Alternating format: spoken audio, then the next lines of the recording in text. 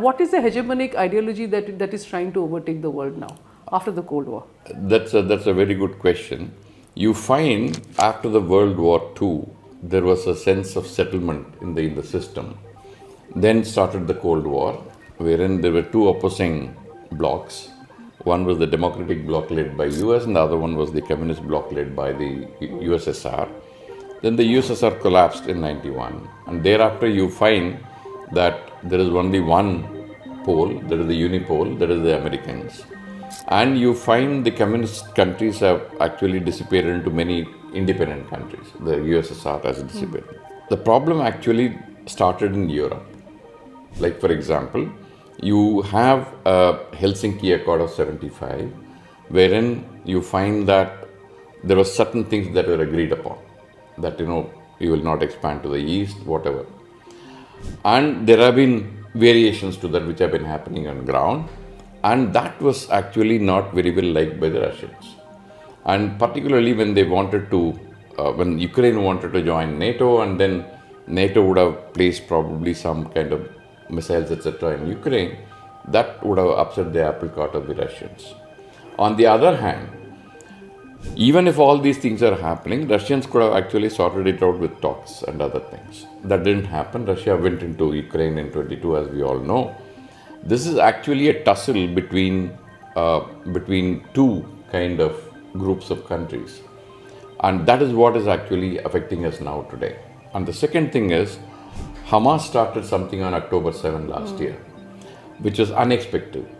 And then Israel reacted to it. The problem that came up was that people have slowly now forgotten it all started with Hamas. Hamas is the one which started the terrorist act of October 7. But then people have latched on to the excess forces committed by Israel and the action that took place thereafter. Now you find two sides coming up again. One led by Israel, because Israel has not listened to any of the other countries in this process. And the others started with the Middle Eastern countries which are there around it. So you find certain amount of a country with other countries opposing it coming into play here.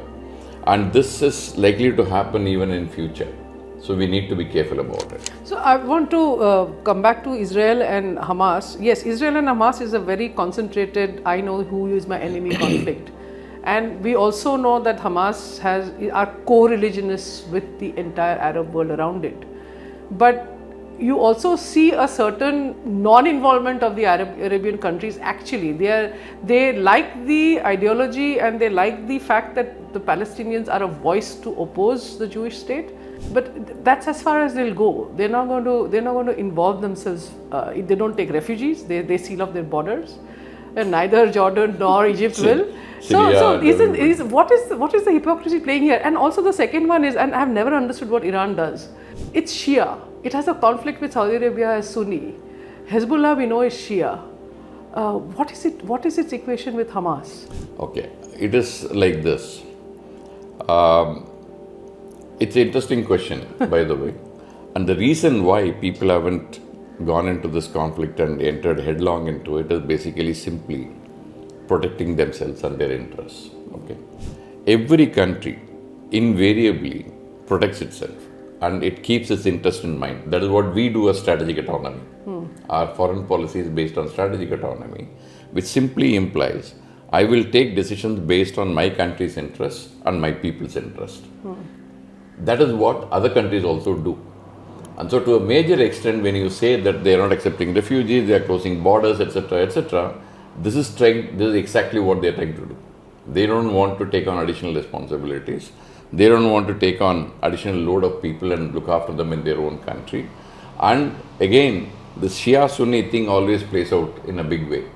And when this starts playing up, then they don't want that thing to happen in their own country. Okay. So all these things put together, if you look at it, the countries are not very keen on taking on additional load of people because they are already bursting at their seams with having to deal with their own people and look after them. Why take on additional responsibility is something that people would think.